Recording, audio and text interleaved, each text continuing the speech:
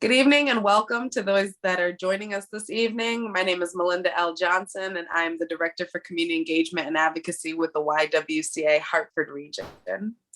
On behalf of the YW, I would like to thank you for joining us for the third night of our our Equity Isn't a Game, Women and Girls in Sports listening session series. It has been quite a journey thus far. Recently, we have heard the testimonies of Simone Biles and Sha'Carri Richardson and Serena Williams speak to the inequities women in sports face and the parallel mental health challenges they compete with daily. Tonight, we will be exploring the experiences of women in semi-pro and professional sports from the Hartford region and beyond. Prior to this event, you all were encouraged to complete a survey telling your own stories of inequitable experiences that you have encountered in the sports industry. If you have not done so yet, we encourage you to click the link that was just placed in the chat and share with us, because the purpose of this series is to listen. So using the survey, the YWCA Hartford Region Department of Community Engagement and Advocacy will be listening to your experiences to evaluate opportunities for advocacy and action to achieve equity for women and girls in the sports industry. And during our time together, it is our hope that you would be listening to these leaders in the industry discuss the challenges they have faced and the tools they have used to address these challenges, and that you would stick with us for a fully enriching experience with additional information and techniques provided by Dr. Regina Wilson. So before we get to jump to all of that, we have a little video to help cue us up and get us ready for this experience. We know that there are many stigmas surrounding women in sports. And as this video points out, it takes a great deal of determination to overcome gender-based challenges and layered inequities in the industry.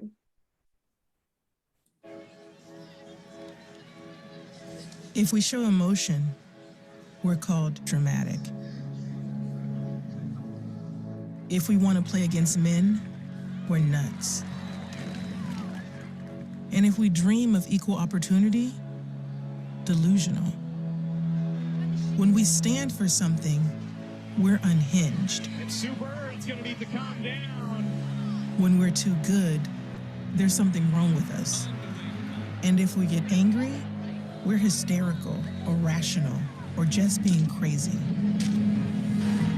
But a woman running a marathon was crazy. Officials tried to pull her off the course. A woman boxing was crazy. A woman dunking? Crazy. Coaching an NBA team? Crazy.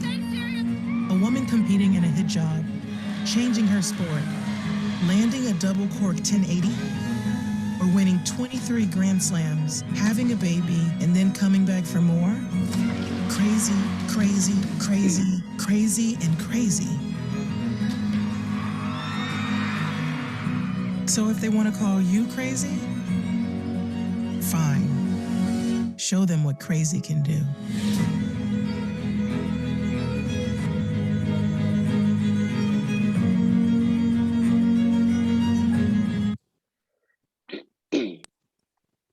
So, you know, when we look at these videos, this kind of a video, and we look at these events, we can see that there are so many layered challenges that women face in the sports industry. And tonight we have with us a guest speaker to talk about some of the layered challenges she has faced and some of the things that she continues to overcome.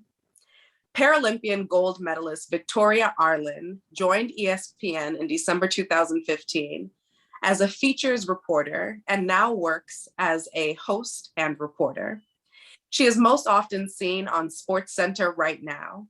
Hired at the age of 21, she became one of ESPN's youngest regular reporters ever.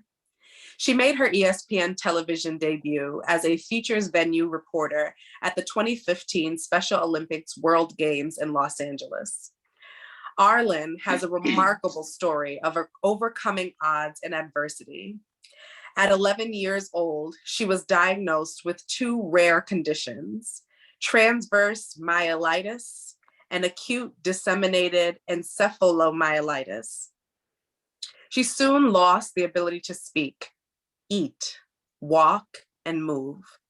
Doctors believed she had little chance of survival, let alone recovery. Fighting for her life, Arlen persevered through 4 years of being in a vegetative state, and shortly after began the near impossible journey to relearn everyday tasks and functions. But recovery she did. When she joined ESPN, she was in a wheelchair. In the spring of 2017, she celebrated the 1-year anniversary of regaining her ability to walk. During her recovery, she became an accomplished motivational speaker, actress, model, and competitive swimmer. This is an incredible bio of an incredible person. But Victoria, we bring you on and we invite you now to tell the story of mental and spiritual resilience that doesn't get synopsized in a bio. And Victoria, as you tell your story, we encourage those that are joining us in the audience to use the Q&A feature to share your questions with us. Victoria, share with us, what has this journey really been like for you? I mean, it's been a journey, to say the least. I mean, it's been something that I never in my wildest dreams would have ever imagined, going through such a devastating, ordeal, but at the same time, or extraordinary ordeal. And I never at the same time imagined what would come after that. I mean, I spent 4 years pretty much writing an obituary, but then at the same time writing a bucket list if there was a chance that I was going to survive. And so it's interesting because, when you go years and years and years and doctors are telling your parents, she's not gonna make it, she's not gonna become a functioning member of society. And you're hearing all of that, but you're watching your family around you refuse to believe that. It really ignites something that, if I do come out of this, how am I going to prove people wrong? And so I feel like a lot of my early success especially had to do with like proving people wrong, because I think you don't quite forget, oh, you'll never become a functioning member of society. And so for me, it's been a journey, but it's been one that has had ups, downs, twists, turns, but one that, as much as I wouldn't choose it, I wouldn't change it. I think just who I am, what I've been able to do as a result. And for anyone watching, this sounds cheesy, but I have this on a sticky note, that extraordinary challenges lead to extraordinary victories. You just have to kind of get through that in between when it's really tough, both mentally and physically. And I think the physical stuff, you're just in survival mode. I think it was the mental aspect of things that really on the back end had to be overcome far more than the physical challenges. So it's not been easy, but I wouldn't change it. I mean, I think there's a few times I probably would have preferred not to go through, but I think who I am and what I'm able to do now because of all of that is really, it is something, it makes it all kind of worth it, I guess, if you will. But it's been spiritually, emotionally, physically, just this absolute roller coaster. Yeah. That I can't even imagine, honestly. And you said something that really struck a point home, that the physical was one side of it, but the mental was a whole nother side. Absolutely. And in your rehabilitation, I'm sure there was physical therapy. You can almost name how strenuous the physical road was. But can you share with us what kind of rehabilitation, what kind of services did you seek out? Supports did you need for that mental support? Well, I actually didn't start getting help for my mental health until more recently. So we're talking, 15 years that I kind of just kept compiling things. And so, the physical side was one thing. And then I kind of was like, I'm okay, I'm fine. And then, you become this beacon of hope. So you really don't think that you can not be okay. And it wasn't really until my mom was like, Victoria, it's okay to not be okay.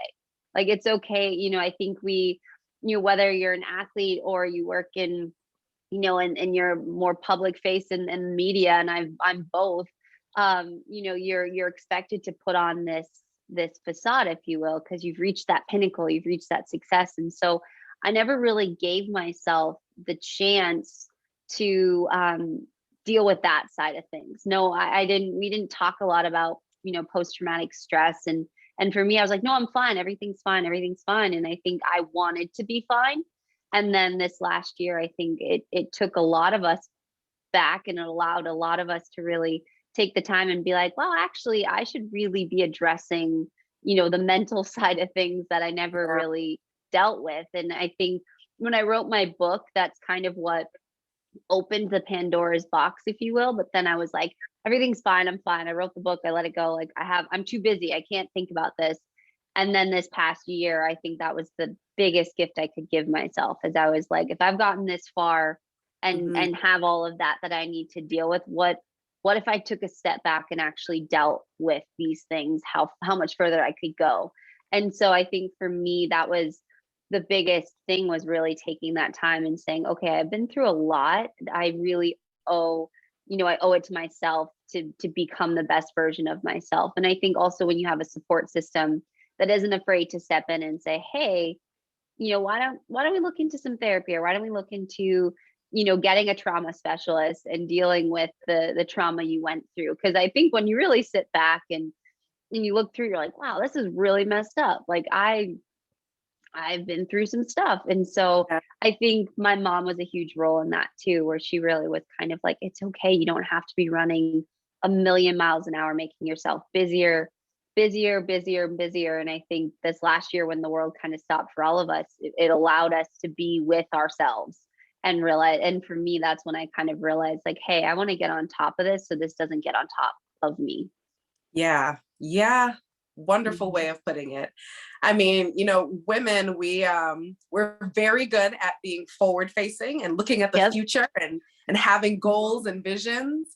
And, there's a part of us that's kind of trained not to look back, because looking back for some reason just feels wrong. But if we don't look back, we can't see the things that we've gathered along the way, whether intentionally or unintentionally, and how they've contributed to us. So thank you for sharing this. If you could also share with us the title of your book, we would love to put that in the chat for anyone that's looking and curious. Yes, absolutely. The title of my book is Locked In. Locked In. Awesome. Thank you. So, like you said, extraordinary setbacks set you up for extraordinary success. And you decided not just to get back on your feet, but to get back on your feet and get into competitive sports. What made you make that crazy, extraordinary decision? I was an athlete my entire life. I have 3 brothers, so I'm one of 4. And so growing up, I have always just loved sports. I've played every sport you can imagine. And so for me, it was actually kind of my way of coping. I go from being in this 4-year vegetative state to now I'm in a wheelchair, and I'm trying to navigate the world in the wheelchair, and the world is not very kind to people in wheelchairs, especially when you are in high school. And so for me, I found sports as a bit of an escape for me. And it was something that, I didn't have to be in my wheelchair when I swam. I didn't, I could kind of just be and be focused on something. And so for me, it was a form of rehabilitation, but it was also just a space where I could go and kind of forget about the reality I was facing outside of the pool. And so it was really just something I love to do, and having a very supportive family who was like, what is it you want to do? Let's get you out, let's get you active. And my brothers, my parents, they all pushed me to kind of like, what can you do? Let's not focus on what you can't do. Let's not focus on, the disability at hand. We never really used that word. It was very much like, all right, what abilities can we harness and what can we do? And then it turned competitive, because I'm a very competitive person. And so it wasn't the goal wasn't like, okay, I'm going to get into sports, I'm going to make it to London, I'm going to do all of this. It was more so just kind of like, all right, let's get moving, let's have something to do. And then the competitive part kind of found me. That makes sense. So when you look at your life, you've spoken a whole lot about your family, and when you look at the nature of our society, it is nearly impossible to talk about women without talking about their families. Whether you Yeah, have children or you don't, whether you're married or you're not, family is an essential part of how women absolutely. function.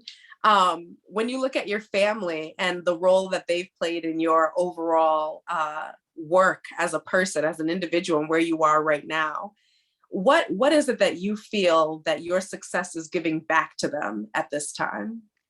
Oh gosh. I mean, they're the wind beneath my wings. They've really been, from the moment I got sick to even now, they're everything. And so I think, I would probably say, and I've talked to my mom, we're very close. I'm close to my entire family, but the charity work through my foundation, and what we've all been able to do together collectively as a family to give back and help other people is probably the biggest gift that this whole journey has given all of us. It's given us a whole newfound purpose to help others and help other families like our own, because it was very traumatic what we went through. It was very challenging what we went through as a family, but who we've all become because of it. When I look at my brothers and I look at my parents, I look at my extended family, we've all found a purpose for the pain and giving back and being able to help other families like our own.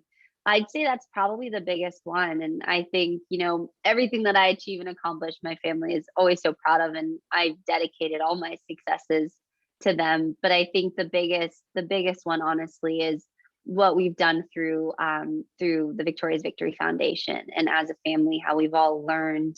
And even we see it in my nephews, like the power of giving back and being there for other people and being there for people who are less fortunate.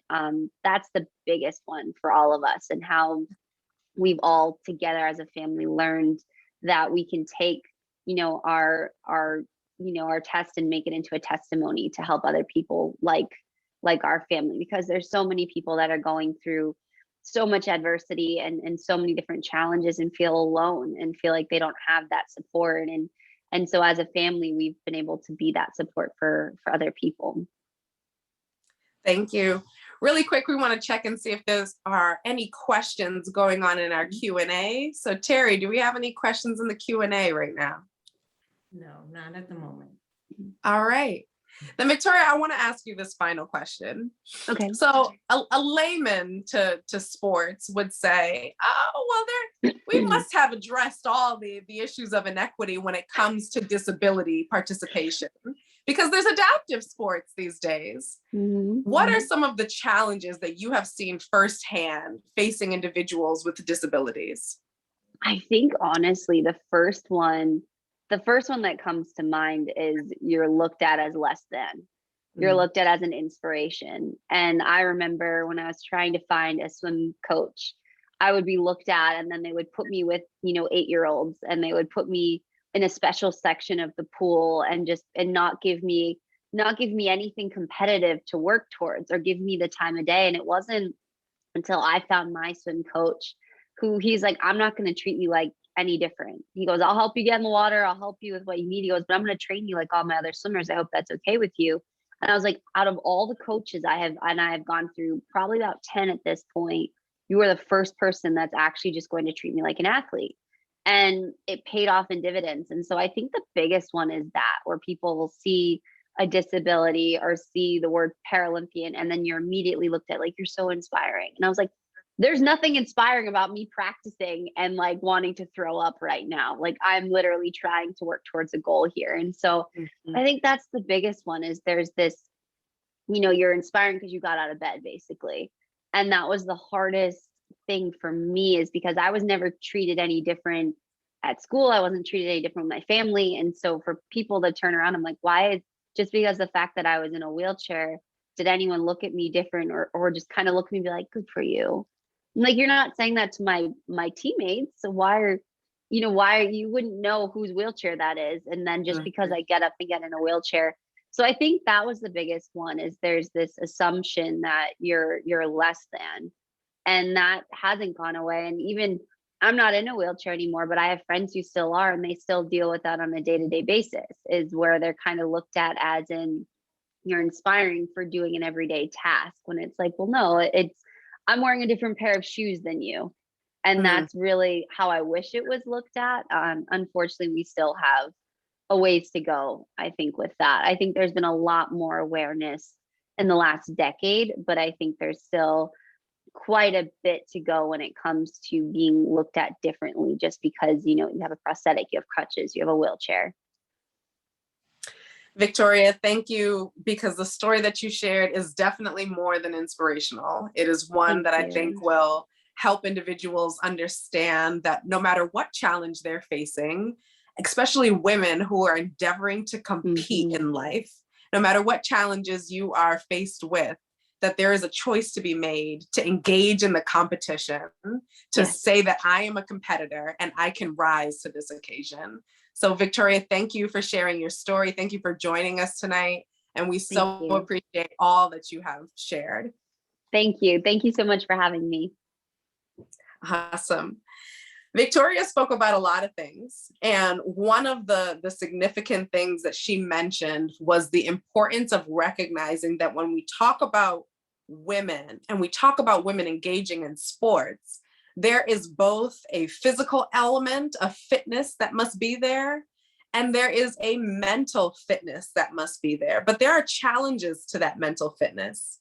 And so with us this evening, we have our next speaker who has been on this journey with us in the series of illuminating the mental health challenges that are brought on by inequity and stress, and providing us with techniques and coping mechanisms to combat these challenges, in the person of Dr. Regina Wilson.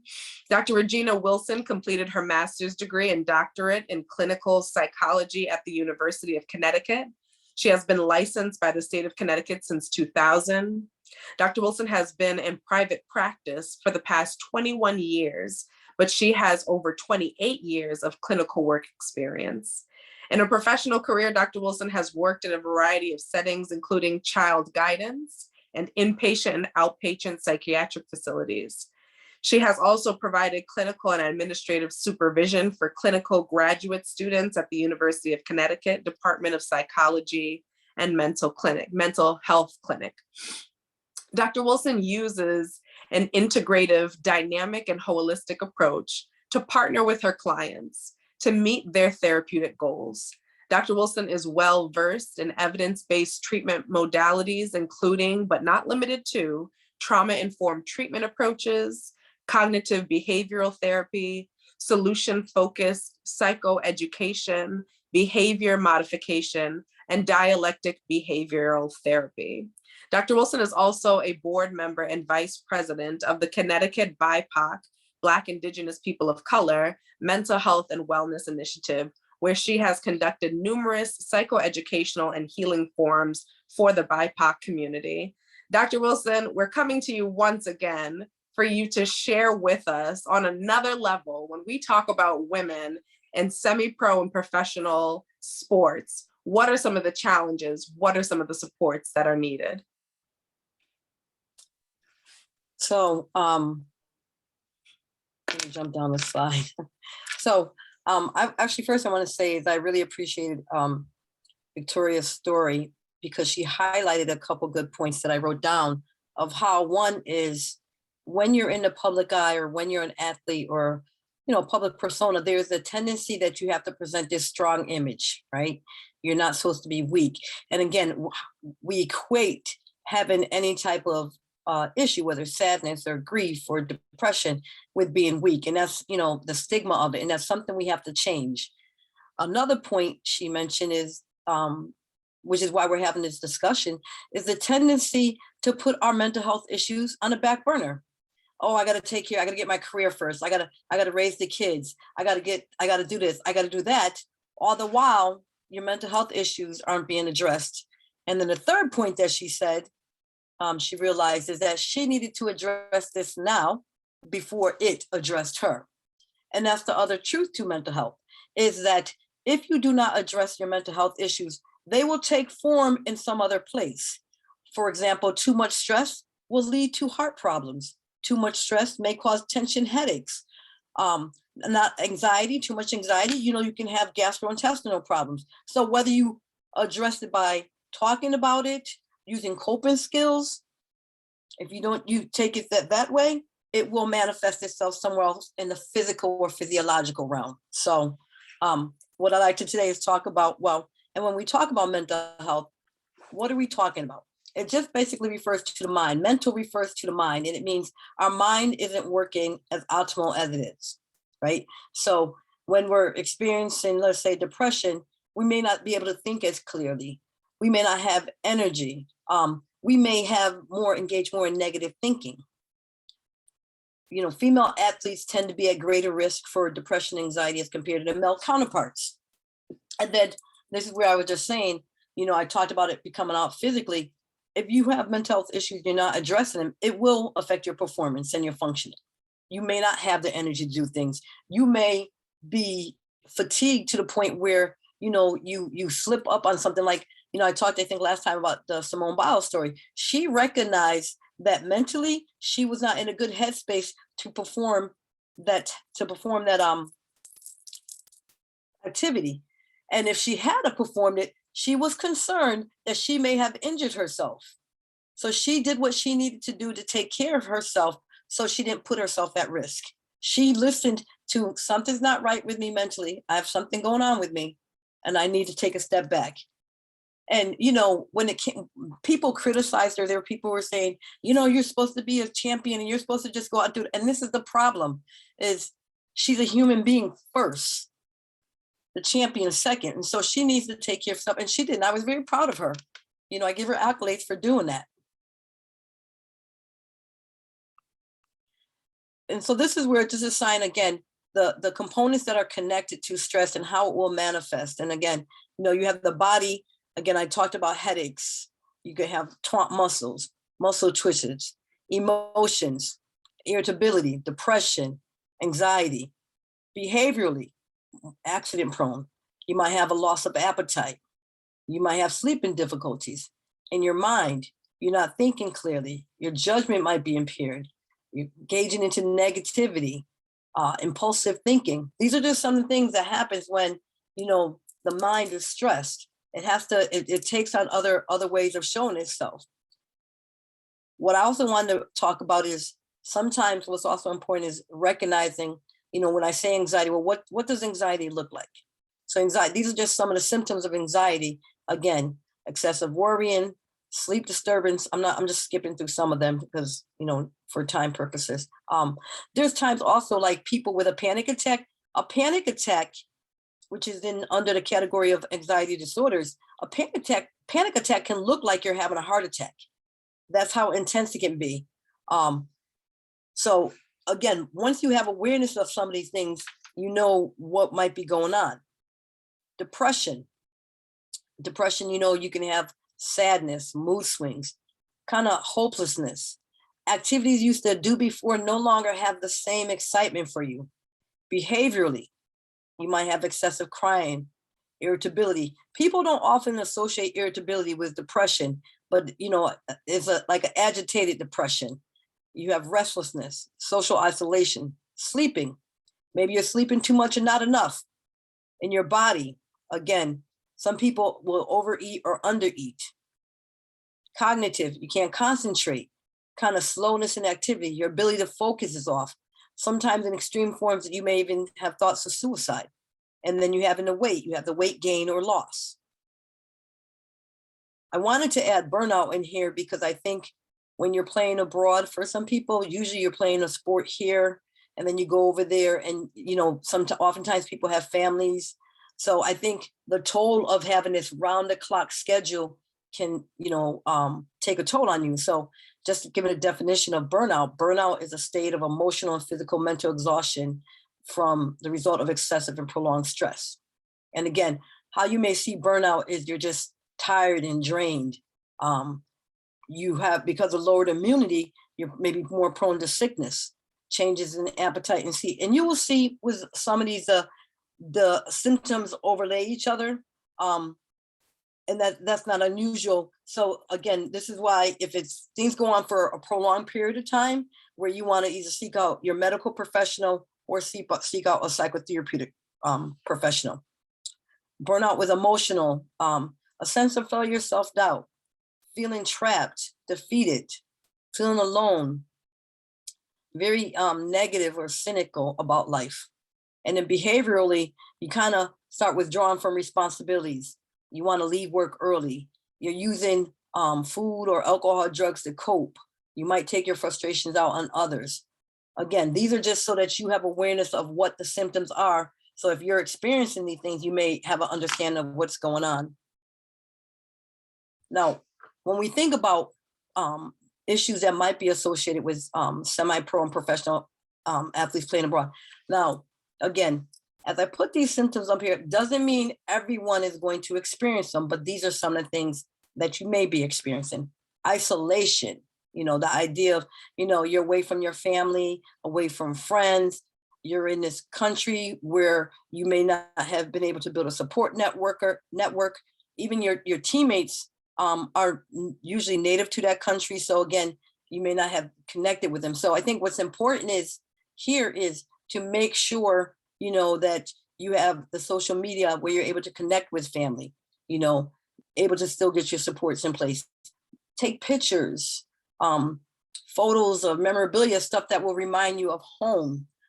Take things that are important to you so that you don't feel a sense of isolation. And I think when you're abroad, it's also been further impacted by the whole COVID thing, because you're also limited on what you can do and where you can go. And depending on the country, some countries are very strict on, being out in public and where you can go. So that may add another dynamic that may add into that. And again, figuring out things, okay, like I think people, for me, haven't realized that COVID has given a lot of us a lot of time to do some self-reflection. This is time to take and maybe work on yourself, work on things that you've been wanting to work on and you haven't had the opportunity. Find hobbies, learn new things, books you've been dying to read. You can now, use that time for that. Another area where you may have some stress and frustration over the language barrier piece, trying to connect. I was reading one story, a woman had went over to Portugal, and she immediately, as soon as she got there, she had to go to practice. And the coach didn't speak any English, and her teammates, and she's there, she's trying to perform and do well, but struggling with kind of knowing what's going on. That in and of itself is stressful, So again, with regards to that, sometimes if you're going to a certain country, there are some wonderful programs out there that teach you language. Like I think the top rated one, I believe, is called Babbel, and you got Rosetta Stone. I encourage you, if you have the opportunity, to take some of those, again, to kind of ease some of the stress of being over there, not feeling like you're going to be able to communicate, but maybe be able to get the basics, so that will help you feel a little comfortable. You're not going to learn the language in, a certain period of time, but at least it'll help you where you feel like you can relate on some level and not feel completely disconnected. And I was just talking about burnout, because of the schedule, the rigorous schedule sometimes people take.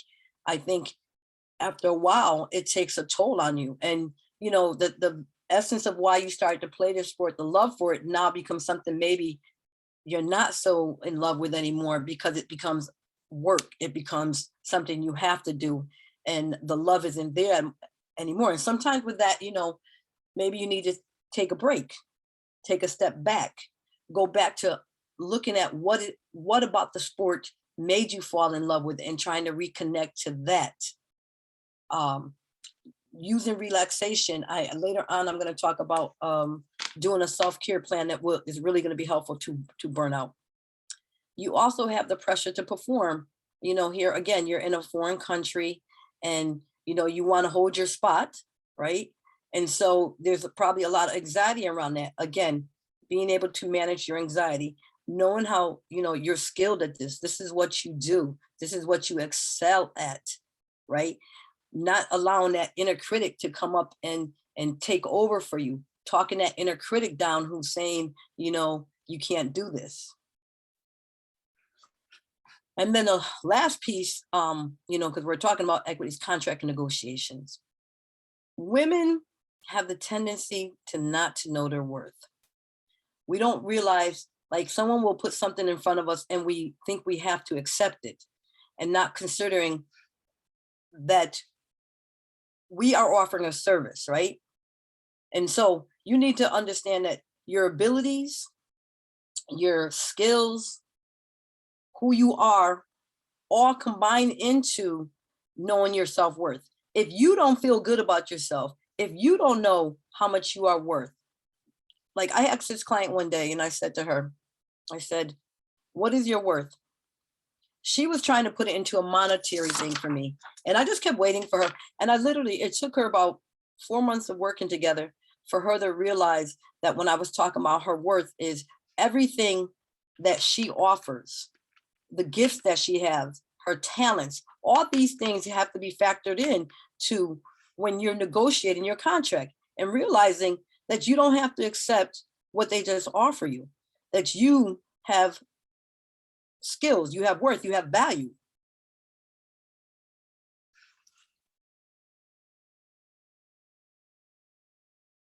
So when we're talking about managing our mental health issues, again, we're looking at the goal is to, as Victoria's saying, is trying to be the best version of ourselves. And we can't do that if we're not taking care of our mental health issues, if we're not taking care of our body physically. And so, with physical self-care, nutrition is important because our brain has these chemicals called neurotransmitters in them inside that if we're not feeding ourselves the proper food, certain transmitters might be down or decrease or deplenish, I should say.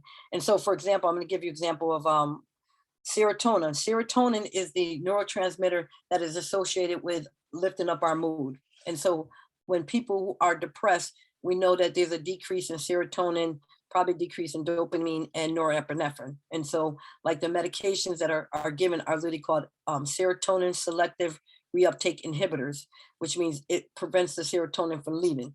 But if you're eating, leafy greens, taking your vitamins, just eating healthy, you're feeding that serotonin naturally. Also, if you're getting good sleep, if you're not getting good sleep, restless sleep, not enough hours, your serotonin level is also decreased. Make sure you're hydrating the body. Spiritually, finding meaning and purpose, connecting to a spiritual community, support. Victoria also talked about what has been really good for her and probably reason why all this time, maybe she didn't really have to focus on the mental health issues because she had a lot of support in place. She had her family and her extended family that were her backbone that helped her, but, have a support network, a support group, community services, friends, especially if you're abroad, that's very important to have that to decrease that sense of isolation. Mental health and emotional self-care. Again, to keep that inner critic quiet. That inner critic will talk to you and increase that self-doubt. It's important for you to do positive self-talk. I have talked about affirmations. I'm really big on affirmations, affirming yourself, letting you know, and that's also part of increasing your self-worth, is you talking to yourself and saying, I am beautiful. I am the greatest volleyball player of all time. Whatever you need to do. Mood journaling. I'm going to talk about journaling a little bit more later. Working through grief, whatever it is, finding a good therapist. And then lifestyle. Structure is very important. The more structure you have, I think sometimes when you have anxiety, structure really helps because already with the anxiety, you're feeling inside out of control. And so the structure and the routine will help give you some sense of control.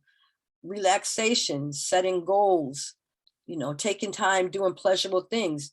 All of these things, components are to help you, again, be the best version of you. And when we talk about what is not self-care is not being weak.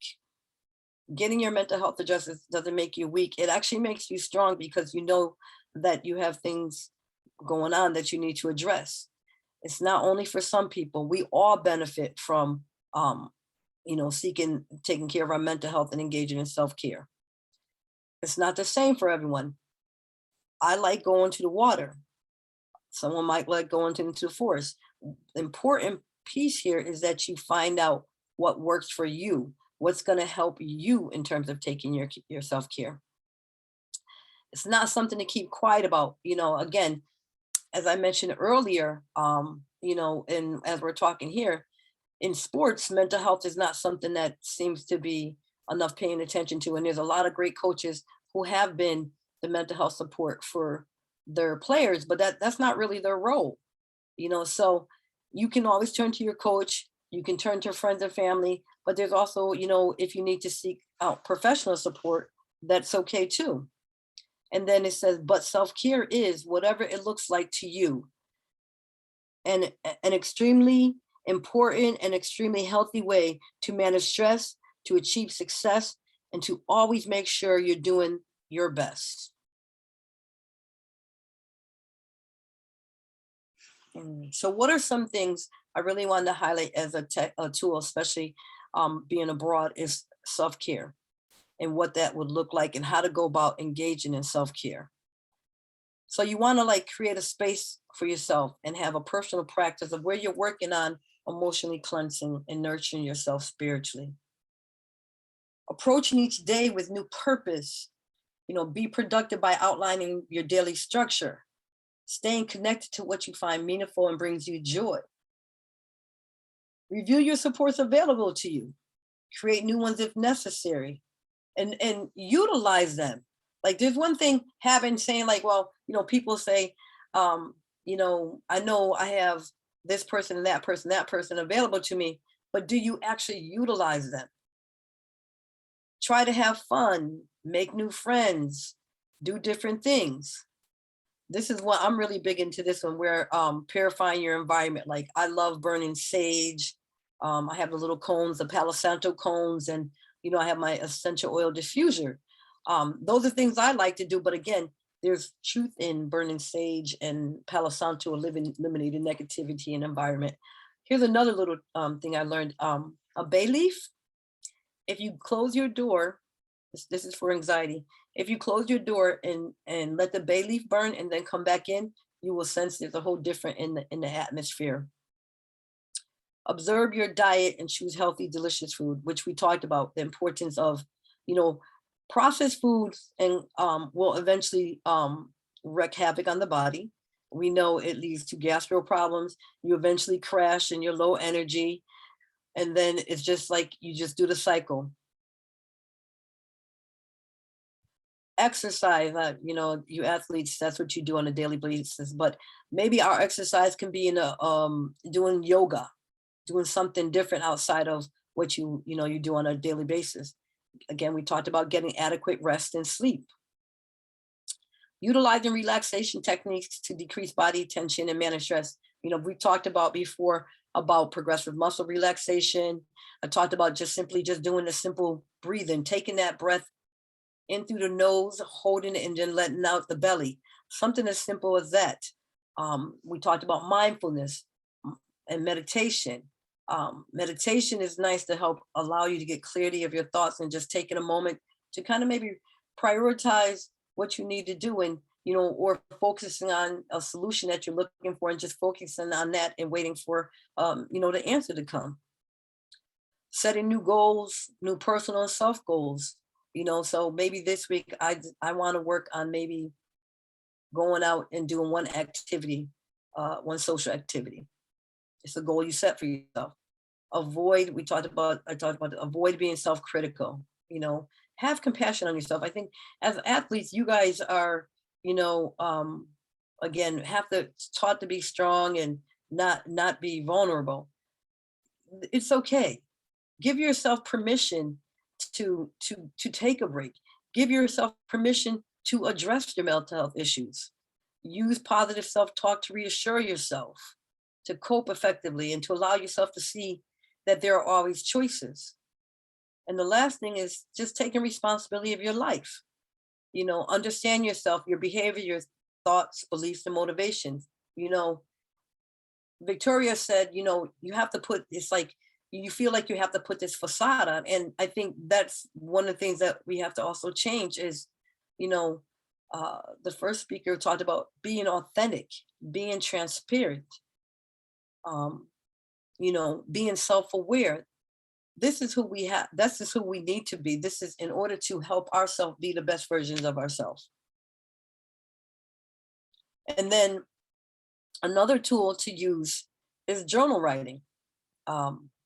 I use it sometimes with people like, maybe when you're abroad and you're, you can't, talk to family right now or whatever. It's always good to write them a letter. Write a letter to them as if you were talking to them.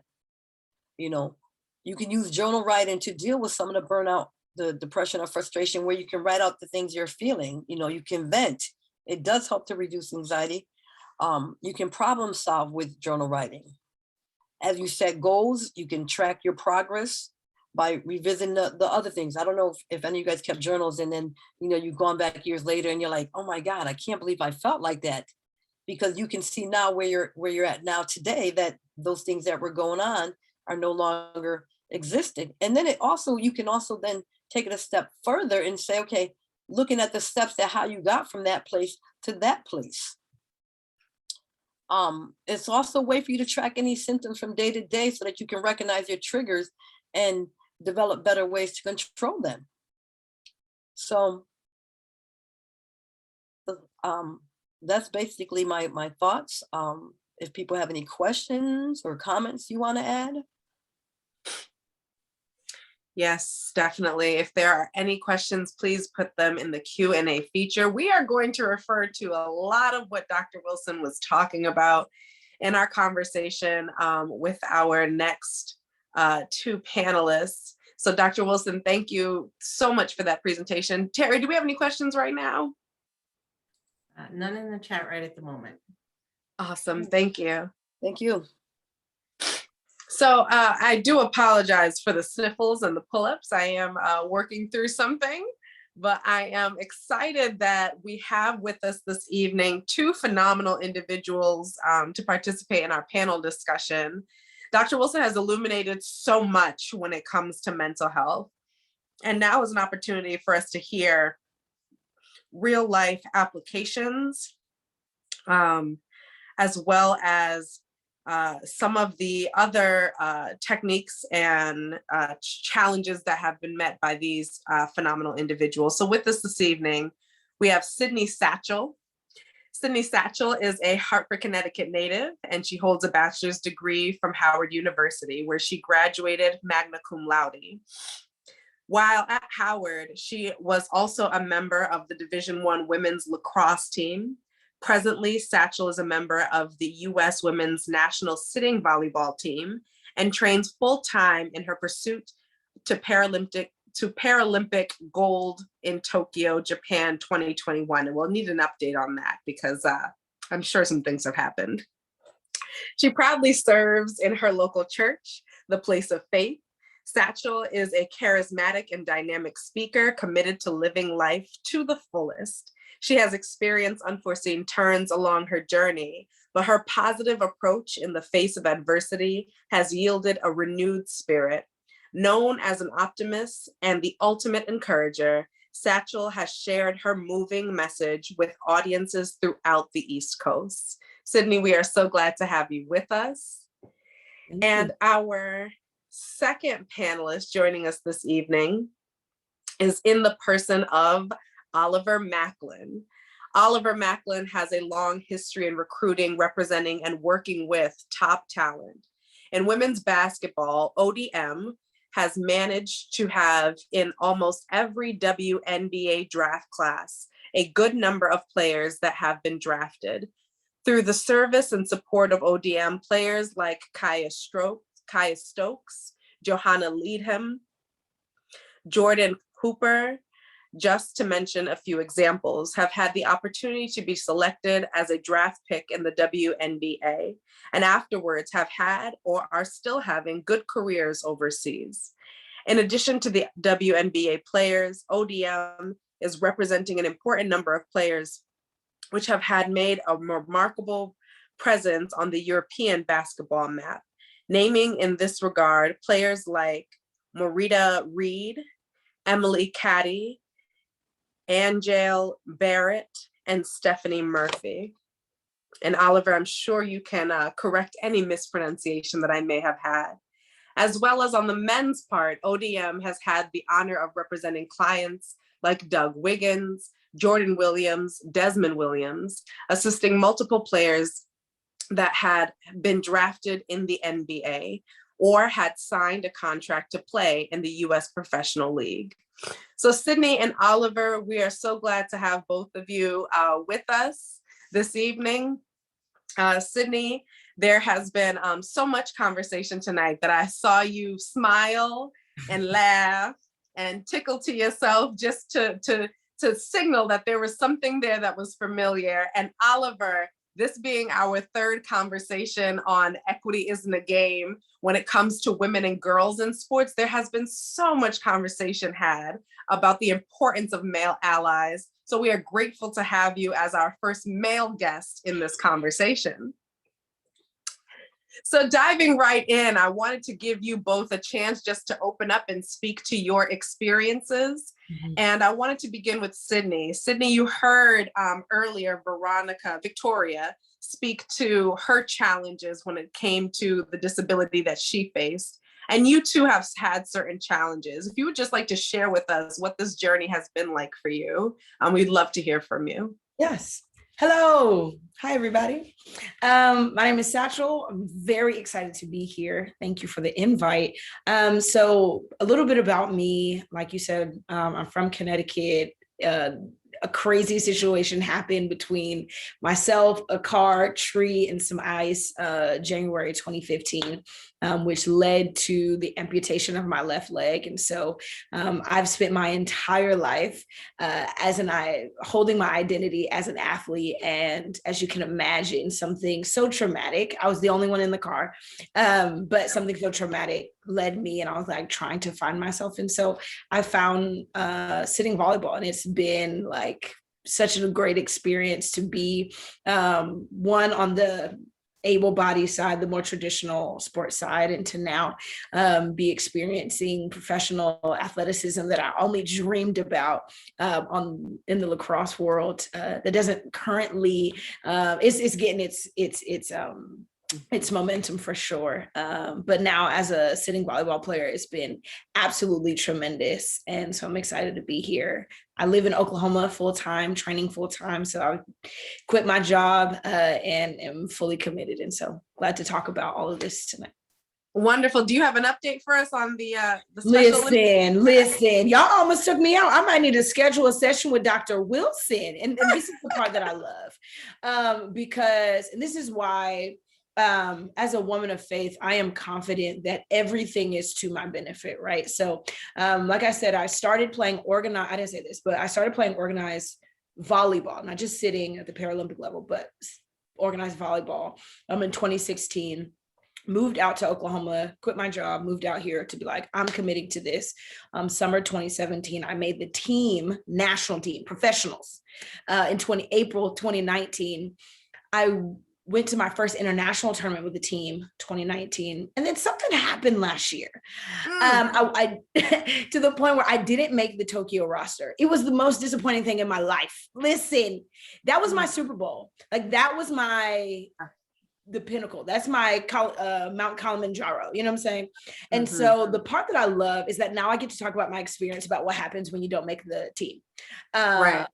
Because it's so fresh. You know what I'm saying? Yeah. So I didn't make the team, and it was partly disappointing because I did my part.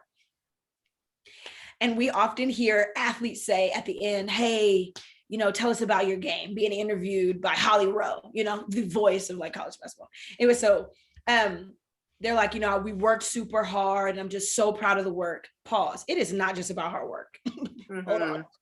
So I had to come to this realization that everything I thought about being the Serena of my world, my sitting volleyball world, was crushed because I thought it was hard work. I thought if I work harder than my teammates who I love and cherish, then, I'm for sure going to Tokyo. I'm making my whole family proud. I get to, my mom gets to brag to all her sisters, her sorority sisters, like, it's going to be amazing. It didn't work out that way. And so the equity that I'm learning is how to balance the voices of I tried, but I didn't make it, but I'm not giving up. So there's we're going to dive into that. We're going to dive into all of that. Thank you. Thank you. Oliver, if you just wanted to give us a little bit more of how did you come to be a sports agent in the first place? And then two, what made you decide furthermore to represent women and to support women in their careers? You're muted. All right, I'm sorry about that. So becoming a sports agent, I'm a former player myself. I played at the University of Connecticut in the early 90s, was captain in 1993 with Scott Burrell. And during that period of time, many of my teammates went on to continue playing on a professional level here in the States in the NBA.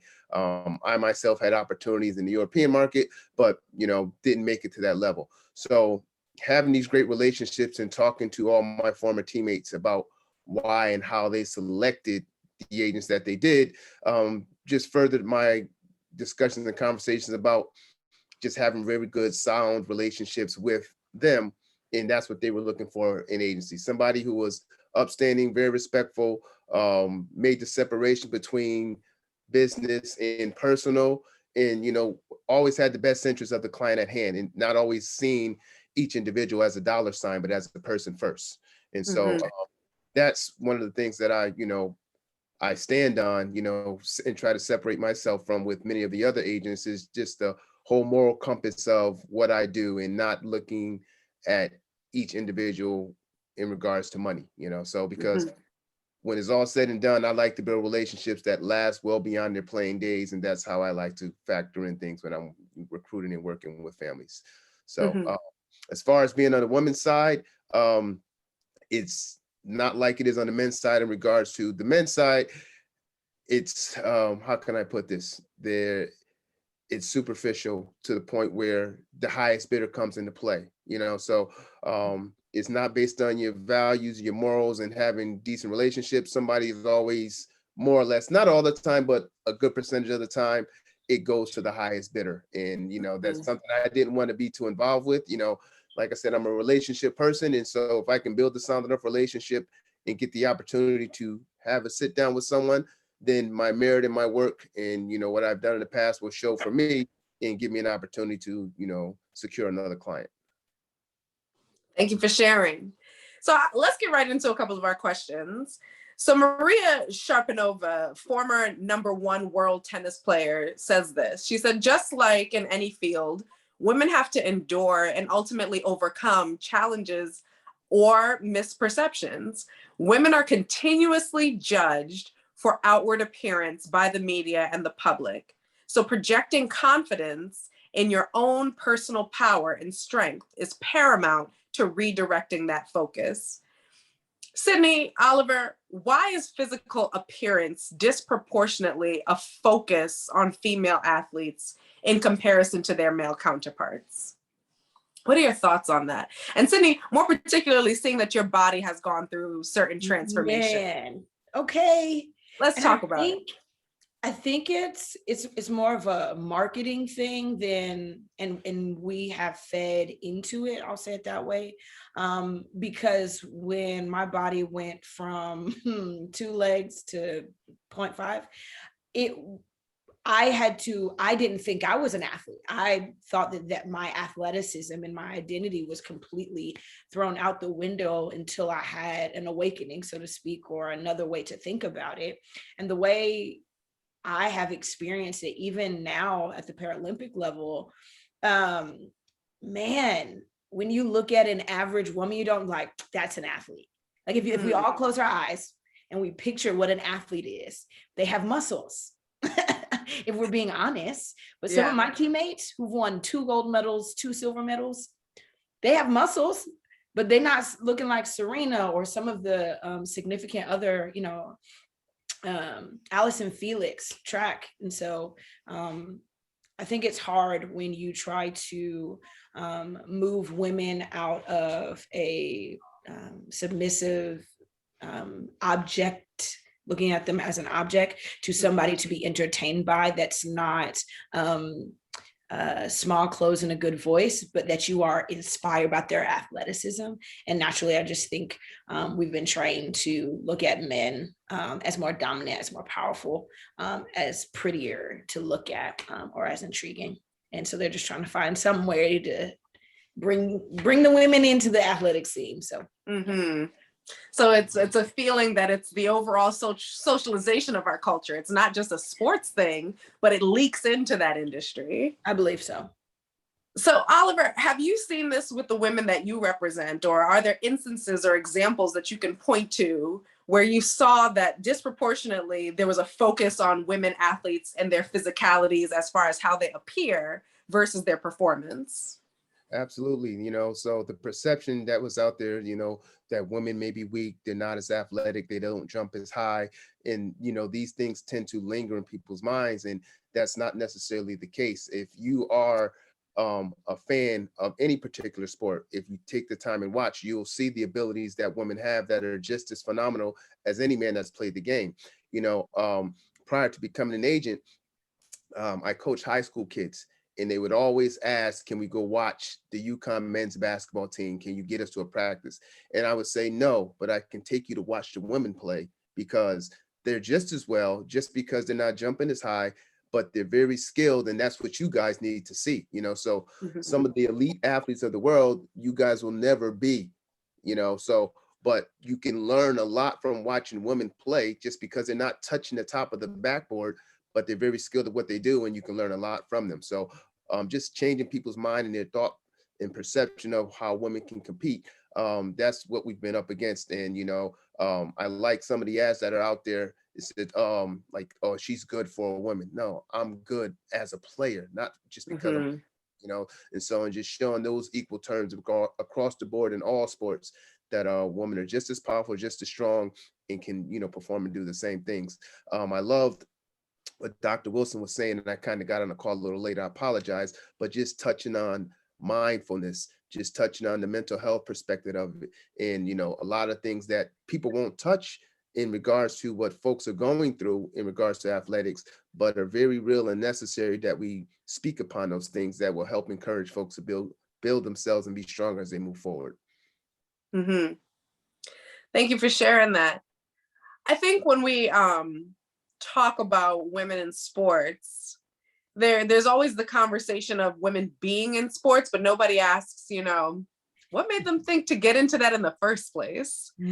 And so Mia Hamm, or her formal name is Marielle Margaret Hamm Garcia Parra, is an American retired professional soccer player, 2-time Olympic gold medalist, and 2-time FIFA Women's World Cup champion. And she said, somewhere behind the athlete, you've become, and the hours of practice and the coaches that have pushed you, there's a little girl who fell in love with the game and never looked back.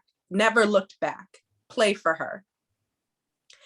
What is it that got you into sports, Sydney? What is it, the original spark? Where'd that come from? Man, my mom and I were living in DC. It was when Hershey soccer, or Snickers, it was Hershey. Soccer was the thing, co-ed. And I remember this. I was about 5 years old, co-ed. I was the goalie this Saturday. My mom's behind me. My mom was like, hey, remember, the ball does not cross this line. This is your house. We're going to protect this house.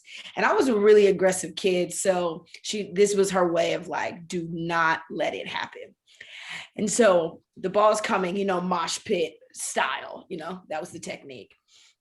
And so my teammates, or the mosh was coming, and I said, get out of my house, right? And they all dispersed. I got the ball and I was like, Mom, it didn't go, And so that is my first memory where my competitiveness, my defensive, aggression really came out, and I never wanted to do anything else, to be honest. I knew that sports was an outlet.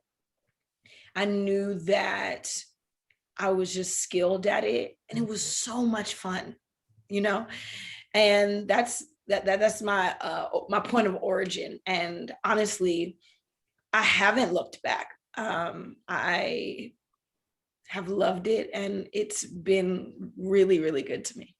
That's beautiful. Now, Oliver, is that a question that you ask the women that you represent, or that you're an agent for? Do you ask them, why are you getting into this? No, because I understand. Yeah, Mm. like I have a large family myself. My siblings all played sports, and so it's for me anyway. It's like an expectation. Like you want to be competitive, then you go and compete, just as a guy would. I have young daughters. 9 and 10 years old, and we're having the conversations daily in regard to, can I beat the boys? And I'm like, baby, absolutely, yes, you can. And they're not going to like it, but you can, and you don't have to take a back seat. Even though if they appear to be a little bit more aggressive than you right now, you stand up and you show them that you can compete as well, and the playing field becomes even. The late Kobe Bryant, I've watched him and how he would do things with his daughter. And someone asked him at one point, "Oh, Kobe, when are you gonna have the son?" He's like, "Have a son? I have my daughter right here. What? No, I'm good. Like she can achieve and be just as successful at this game than any young man can be. So I'm fine with that." And my daughter and I, we talk about that all the time. So and that's kind of how I want to push her as well.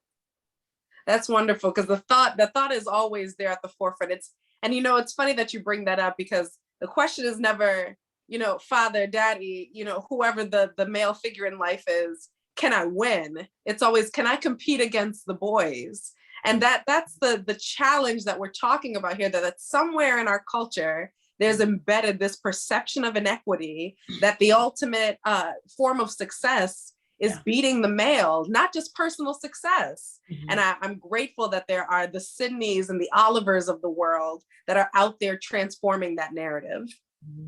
And you see that on the Paralympic level too, because in sitting volleyball, all Paralympic sports, for the most part, we are professional athletes and we're grassroots. Because most of y'all have, like, sitting volleyball, do y'all use wheelchairs? No, that would be wheelchair sitting, wheelchair volleyball. And so this is the part that it's not just the inequities of gender that are just happening in traditional sports, but they're also happening in the adaptive arena, because now we're dealing with women's and how they're perceived in other countries and how that's affecting our ability to compete. Because in our game, you got about 4 or 5 teams that are going for it. And then there's this huge drop in skill. But on the men's side, you have about these 15 teams. And you can see how even the world is responding to women in sport. Because it's not, the pool is different. So yeah, that's an excellent point that you brought up, because even Dr. Wilson, when she was talking about the different supports that professional athletes need, going from country to country is a whole nother space of support that's needed. Oh man. And women in particular, when we look at the way that our society is built, women in the family structure, women in the roles that we play in our families, whether married or not, whether single, whether having siblings, whether having children, is one of those foundational relationships that are essential to the function of our society. So Sydney, how have you coped with traveling abroad and acclimating to new cultures and still finding time to sit with your family and be a part of that family unit? Well, right now, it's not even the travel that's the issue. It's the time and the commitment. Like I said, I live in Oklahoma. My entire family, listen, is on the East Coast. I have no family in this region, but I'm here. I'm doing it. It's the commitment level. And my grandmother is like, so we want a partner for you. and soon, because we don't want you to have to fight it out, you know what I mean? Be this athlete and be celebrated and be here alone. However, I can see it in my teammates who are moms and they leave their babies for like 3 weeks, like what? And dads do it all the time, but I get to be in the face. And so for me, how I have been able to, the word you used was cope, is frequent FaceTimes. I am 29 years old and my mother and I talk frequently. And she was like, are you okay? Mom, I'm fine. I miss my mom, Yeah. And so my family have been here and that's been super helpful, but I don't think we consider not just the travel, but what happens when your headquarters is in a region your family doesn't exist. Do they then move? And so for any of you who are watching or experiencing this or know somebody, encourage them to like watch the Simone Biles story, because when I read and listened and heard how she picked up her whole life and went, I was like, oh, Mom, I'm doing my Simone Biles, sorry, and that was applicable because now they understood that, hey, if I want my daughter to get there, this is what it takes. Yeah. You brought up other women and their family situations, and thank you for sharing that from the affections of your heart. But I want to also to pull in Oliver to this part of the conversation, and to read another quote that really stuck out. So when we talk about balancing professional and family life, Olympic middle distance runner Elisa Montano said, the sports industry allows for men to have a full career.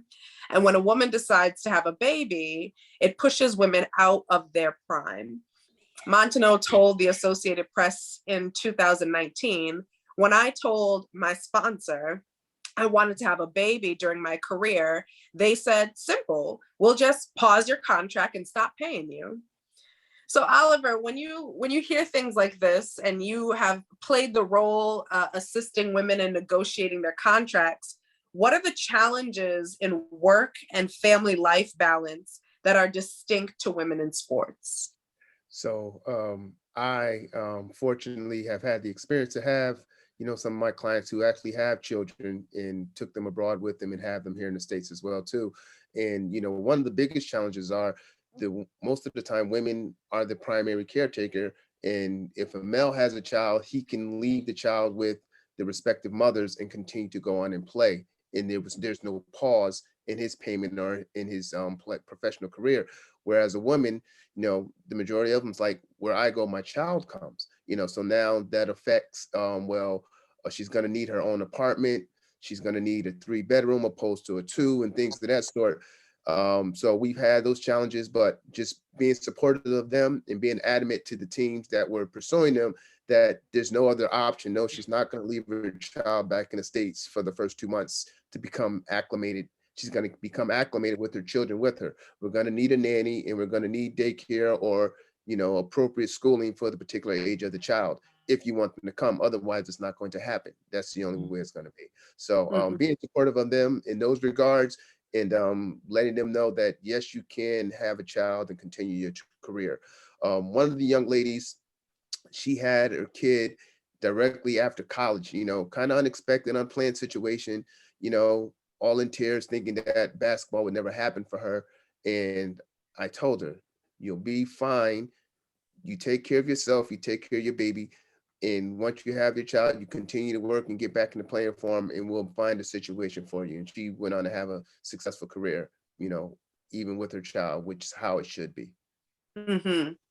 But it sounds like it takes some advocating for. Man. Absolutely. It ain't something that just comes on a silver platter. No. Mm-hmm. No. And there's still, especially abroad, there's still some countries, that will say, oh, I heard she has children. Can she leave the children back? And, they'll turn their nose up and say, okay, well, we can't accommodate that right now, and so they haven't gotten to that point, but there's other countries that are more open and willing and will take them in, and they have, so we just have to move to different areas. Mm-hmm. So I'm sure in addition to family accommodations, there's still that the scale of personal value and pay equity. And every year, annually here in America, we celebrate. And I think there's some other countries that join us in celebration. It's not really celebration. It's more of a mourning of loss when it comes to pay equity, that women are paid significantly less on the dollar than men are. And depending on how that woman identifies culturally, how that woman identifies in her sexual orientation, that amount of loss, annual loss, increases. And so a quote from an American professional soccer player, Megan Rapinoe, she met with President Joe Biden at the White House of March of this year for Equal Pay Day. And while there during the press conference, she says, I've helped, along with my teammates here today, win 4 World Cup championships and 4 Olympic gold medals for the United States. And despite those wins, I've been devalued, I've been disrespected, and dismissed because I am a woman. How is the fight for pay equity connected to personal value for women in professional sports? I read Amy Womack's book. She was a teammate, retired. I mean, just the most aggressive female soccer player you've ever come in contact with. Just amazing. And she wrote this small, just kind of book to female athletes. And in it, it talked about how they were on this really cool ride to World Cup gold. And they talked to USA Soccer and said, hey, we want to play in one of the arenas. Like, we want to play in a bigger stadium. And they were like, no. They were like, wait, where we've been, we continue to sell out. Mm-hmm. Give us an opportunity at a bigger facility. We make more money. Like, we max out every time. The kids, they keep coming. The families, they love us. Selling t-shirts, all of this. And it wasn't until they put so much pressure on them to give them a bigger stadium. But the issue was that they didn't have a lot of backing. And so when they were driving, going to practice, if they saw kids, they would just be like, hey. And so you think these professional, the highest form of professional success in the soccer, in female soccer in this country, these superstars, in my mind, are handing out in the street, in the grocery stores. Huh? I have never, you know what I mean, heard or even seen any of this. And so even though we have these amazing examples of women, I mean, just flat out being tenacious in their careers, we still see that the activism is still happening. The grassroots mentality, if you don't do it, I will, that is still happening. This was not 30 years ago. It was only 10. Mm-hmm. It was in my lifetime. And one thing that I have experienced personally is the access to sponsorship and advertisements, and what does that look like? And even when Candace Parker first, she was on the 2K, she got something cool in gaming. The only people who talked about it was the WNBA page. Are you kidding me? This is for basketball. This is for everybody. Right. You know what I mean? And so it's happening everywhere, even at the Paralympic level. And so we talk about prize money, and we can go deep, but one thing that I would encourage people to do is to support your teams, especially in Connecticut. We don't have professional teams for real. So UConn women's basketball is, and so use that. It's exciting to support those women and to see them beyond, but just don't stop when they leave UConn. Follow them. It's amazing, not just the dunks, but it's fun. Well, we do have two professional teams. We got the Connecticut. What I'm saying is, we got a football team. I mean, we do have basketball. Well, I'm saying, when growing up, I remember when there wasn't Connecticut Suns, and all of my friends had season tickets to one team, and I always piggybacked on those. God bless the Edwards in Windsor. Thank you. But yeah, you just know that how we treat, in Connecticut specifically, women's basketball, it doesn't just stop when they graduate, because we usually keep out for 4 years. So I just want to encourage everybody to, hey, we have a part to play in this. And I'll stop talking. No, you don't have to stop talking, but thank you, Sydney. Oliver, any thoughts on this when it comes to personal value and pay equity? We definitely have, I know that WNBA has made some strides in regards to changing the pay for the women, with the salaries. What they do on the men's side, basic related income, every 5 years, they're looking at it and seeing and making sure the percentage falls within a certain scale, and they make sure we do that on the women's side as well too. So whatever money is generated, make sure a percentage of that goes back into the players' hands and pockets. So it's happening, they're more conscious of it. They have a great president of the WNBA Players Association, and they're fighting for women in regards to having paid leaves for their children and things of that sort. So it's happening. We just can't be satisfied with, an achievement that we get, we got to keep pushing to make sure we keep climbing the ladder and things keep become even more equitable in terms of all the aspects of life and, well-being. So we just can't be satisfied with, one accomplishment. We have to keep, chipping away at it and knocking down the door to build up more things for the ladies. Yeah. May I say one thing? Or are we? Of course. One thing I wanted to add is just imagining what happened. So we're in a situation, we have about 16 people on our team roster, only 12 travel internationally. We have two of our starters are with child. It's not just the person, it is the team who is positively impacted because we get new babies. But it's something that cannot be replicated on the other side. So when we talk about that guys or men do not, there is no extra cost for children or whatever.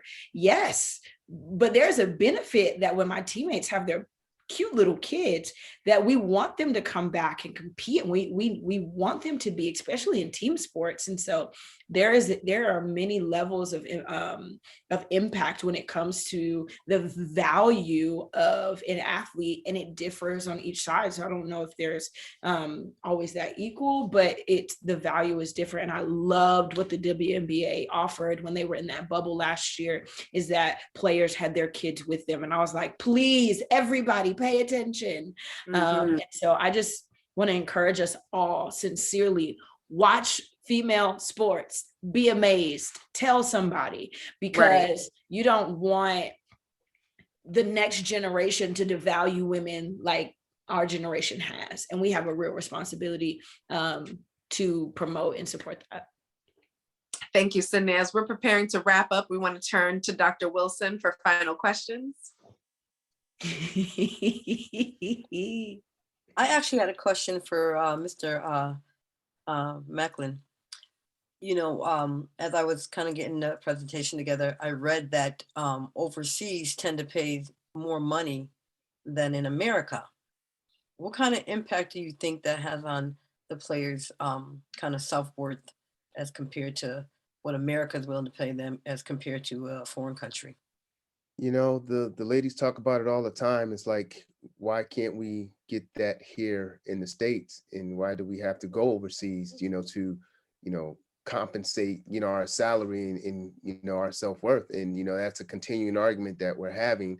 And, the unfortunate part is some of these young ladies are playing 12 months around the clock just to, even if you play in the WNBA, which is the glamorized portion of it is more publicized and things. So, and it enhances your money over in Europe. A lot of young ladies have to go to Europe afterwards. They get maybe a 2-week break, and next thing you know, they're on a plane and they're going to another country to earn the rest of their salary, for the year, so they can have a good living. So it would be good. And some of them have taken a stance. I know Sue Bird did it one time, and Diana Taurasi did it like, well, I'm not going to play in the WNBA this year. And the European team took care of them so that they wouldn't have to play in the WNBA to preserve their body and their career. So it would be good. Like I said, they've done some things with the CBA. If they can continue to increase that and give our players the opportunity, if they don't want to go to Europe, then they won't have to, if we can be compensated well enough here in the States. Dr. Wilson, thank you for that provocative question. Sydney and Oliver, thank you for all that you have shared during this conversation. It is our intention to have a follow-up to these conversations next year, hoping that we will be in a very different space, being able to talk about what does action look like now that we know where the playing field is and where women stand. What does action and activism and advocacy look like? So we hope that you will be able to join us on next year as we further this conversation and this effort. Dr. Wilson, thank you as always for sharing your phenomenal wealth of knowledge and providing us with the techniques and coping skills that we need to meet these challenges. And to you, the audience, we thank you for joining us and participating in our Equity Isn't a Game women and girls in sports conversation. We encourage you to take the exit survey. So if you didn't take the initial survey, take the exit survey, because now you might be challenged in ways that you didn't anticipate and have a little bit more to share with us. So we hope that you'll take the exit survey as we continue with the YWCA on our mission to eliminate racism and empower women. We thank you for joining us, and we look forward to seeing you next time.